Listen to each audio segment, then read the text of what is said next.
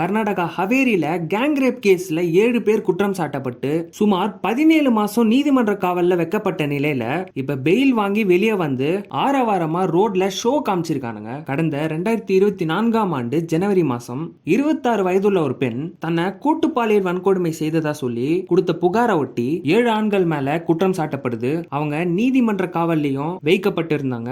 இந்த நிலையில தான் அவனுங்களுக்கு பெயில் கிடைச்சி அக்கியாலூர் டவுன் ரோட்ல அவனுங்க சப்போர்ட்டர்ஸோட கார்ல மியூசிக்லாம் போட்டு ஆரவாரமா விக்டரி சைன்ஸ்லாம் காமிச்சு ரோட்ல ஷோ காமிச்சிருக்கானுங்க. இதை பார்த்து ட்ரிகர் ஆன பொதுமக்கள் சோசியல் மீடியால கடும் எதிர்ப்பு தெரிவிச்சிட்டு வராங்க.